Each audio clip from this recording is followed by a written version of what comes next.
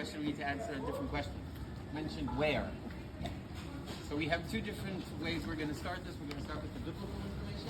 When is Jerusalem first mentioned in the Bible? Well, it depends a little bit on interpretation, which means how do we understand different things? And that makes life very, very, very complicated. So I'll start with, when is it mentioned in its name? Jerusalem. So the first time, Joshua chapter 10. Joshua chapter 10 is right after a few things already happened. So what happened in the beginning of the book of Joshua? The tribes of Israel enter. In chapter 6 they capture Jericho. Chapter 7 and 8 they move up the hills. And in chapter 9, the Gibeonites, maybe you've heard them already, because in our second tour we were in Nebi Sama when we overlooked ancient Gibeon. The people from the area Gibeon actually tricked Joshua as if they weren't locals to sign a treaty with them. And then the next morning they find out they're actually their next door neighbors. Everyone's very upset, but the treaty is a treaty. It's signed and that's how it is. And that's in chapter 9. So that takes us to chapter 10. And in chapter 10, the beginning goes like this. And when Adoni-Tzedek, the king of Jerusalem, heard that Joshua captured the Ai, that happened in chapter 7, I skipped it, chapter 8, sorry. And as he did to Jericho, and the king of Jericho he did to the king of Ai, and that the people of Gibeon signed a treaty with the tribes of Israel, he was terrified, or they were terrified, because Gibeon is one of the largest cities as a kingdom should have. And what does he do? Adoni-Tzedek, the king of Jerusalem, sends to the king of Hebron, and the king of Yarmut, and the king of Lachish, and the king of Eglon. Doesn't matter where these places are at the moment. Come help me, come up to me and help me. Against who? Against the Gibeonites. Maybe he isn't attacking the tribes of Israel. He's attacking the locals. Now let's ask ourselves what happened here. Why should he attack his yesterday neighbors? I know we're using headsets, but you're also allowed to talk. So they could conquer. They were jealous. Or they could take over the area themselves. Jerusalem wants to take over the Gibeonites area. What else? Other options? What? They felt cheated. They felt cheated. Okay, there are a few different options of what's going on here. One of the ways of understanding it is that suddenly someone from within the land of Canaan is actually switching sides. And then maybe cheated or betrayed. I'll be a little bit more, let's say, annoying. And what happens is Jerusalem attacks the Gibeonites, not alone, with other kings helping them. If there's so many kings, it means that every city is its own independent or semi-independent city.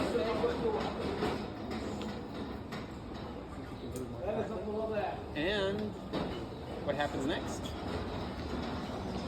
They attack the Gibeonites. What do the Gibeonites do? They call to Joshua, come help us because we have a treaty and we're attacked. And that's where the story begins. So that's the first time Jerusalem is mentioned in its name. When's the next time? In a few chapters. In the book of Joshua will be mentioned many more times. But I'll go to one of the spots in chapter 15.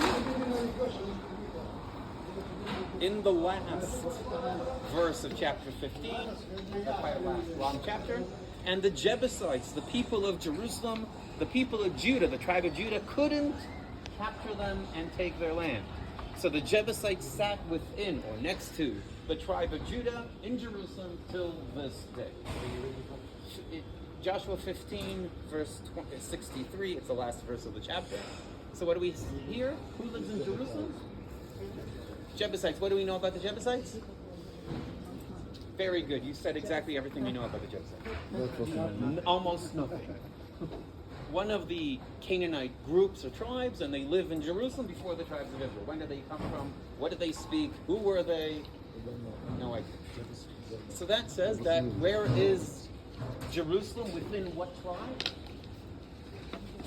Theoretically speaking, Judah. Jebusites live, but it's in the designated land of the tribe of Judah. Now let's make this really fun. And we skip to the book of Judges, chapter 1, verse 21. Judges 1:21. And the Jebusites, the people of Jerusalem, the Benjaminites couldn't capture the land and take it from them. And therefore, the people of the Jebusite people sat within or next to the people of Benjamin in Jerusalem till this day. It's almost the exact same verse, just changing one thing. Judah, Benjamin. So if I read only this, where is Jerusalem in the tribe of Benjamin? But if I read that one and this one, I understand apparently it's kind of on the border, and we'll get back to this towards the end. So, biblically speaking, Jerusalem is in between or on the border or something like that. The tribes of Judah and Benjamin, and the Jebusites live here. And the first time it is mentioned is only after the tribes of Israel enter the land. Yes. Did it also say that the Israelites lived with the Jebusites in the city? Or No, not in the city. Yes, I know it's that the Jebusites live in Jerusalem nearby the Benjaminites. It's not that they're in the same city, but in the same district. I'll quickly go to one more thing, and that's in 2 Samuel chapter 5. I'll be back with this later on today. But in 2 Samuel chapter 5, what we have is the following. I'm in verse 9. David, you know what, verse 6, so we'll start there. David and his men, the king and his men, went to the Jerusalem, the Jebusites that dwell in the land, which means they're actually attacking the city, skipping a few verses, and David sat in the stronghold or in the fortress, and he named it City of David. Which means David is the one that actually gave the name City of David, or maybe I should change it, say like this. Welcome to the City of David. The name City of David cannot exist before David's days. Which means, before David, that wasn't the name. All fine? So when was the city actually born? When did the city start? So that I need to ask another question, and that is, how do we differentiate a city from a town in antiquity? Water. What? The walls, No, the walls, every town needs something to drink and something to eat. yeah, the walls, So the maybe main thing will be fortifications, fortifications. protection. Access. Access is important as well, but we can live without that. Administration. The population as well. The most important thing a city will have is fortifications, unlike towns. And think of it like this: a city might be much smaller than a town in antiquity, especially in its population. It doesn't have to, but it might happen, because a city is actually closed by its fortification.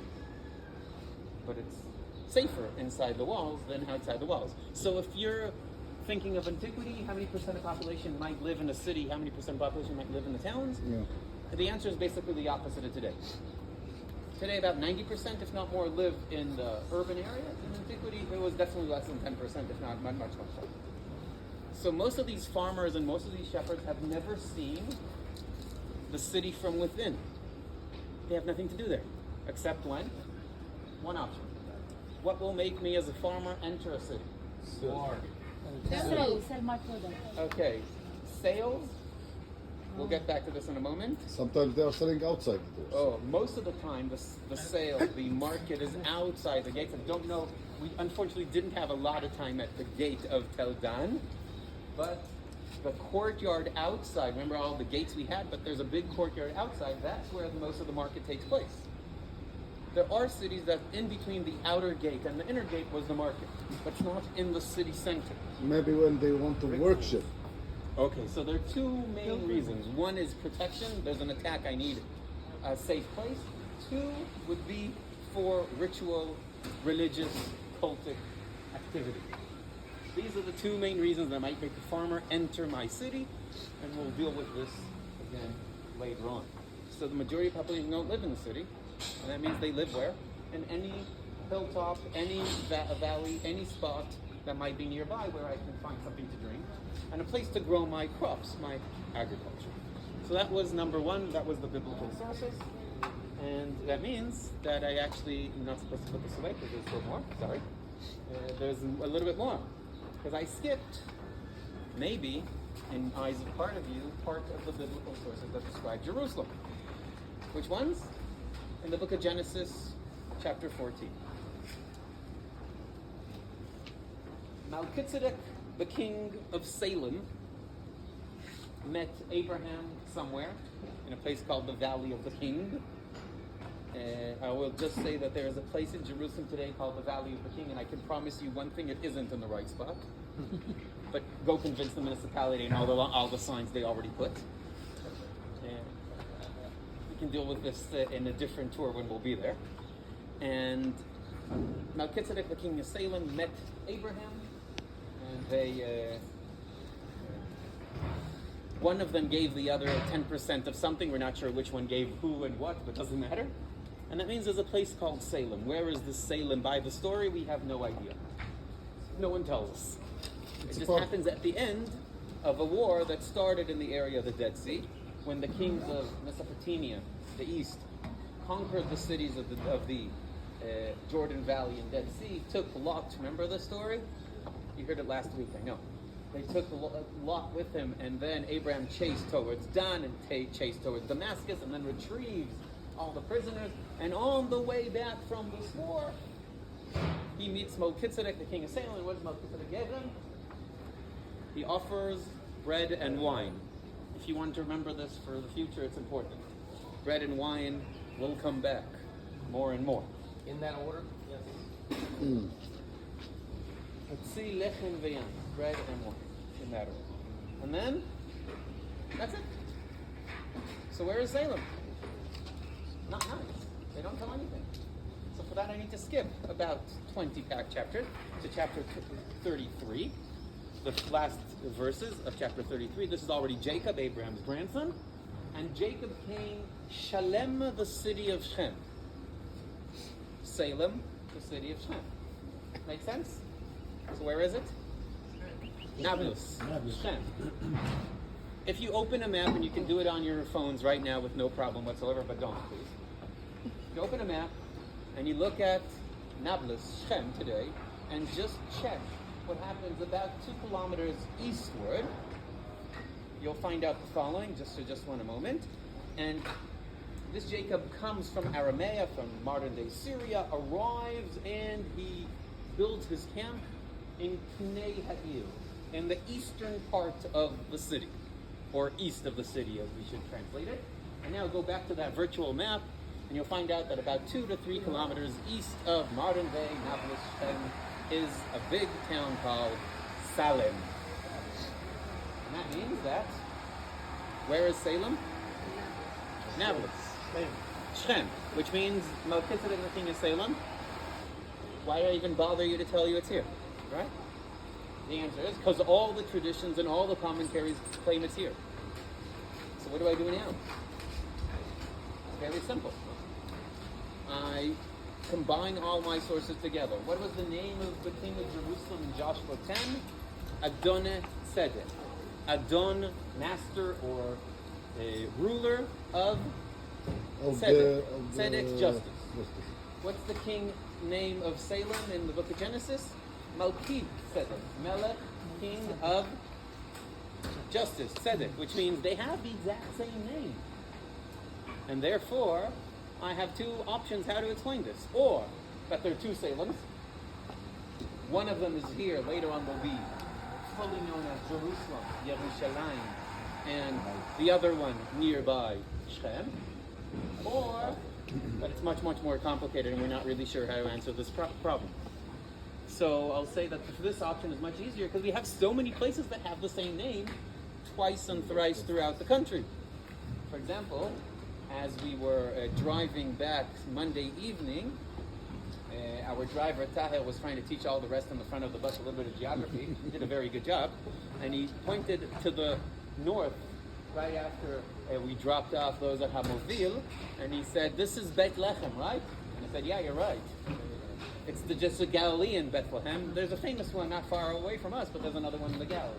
And the same thing happens many, many times throughout the country. We have more than one place with the same name. Now that's very, very difficult, because that makes our life a little bit more harder to try to identify what, where, and when.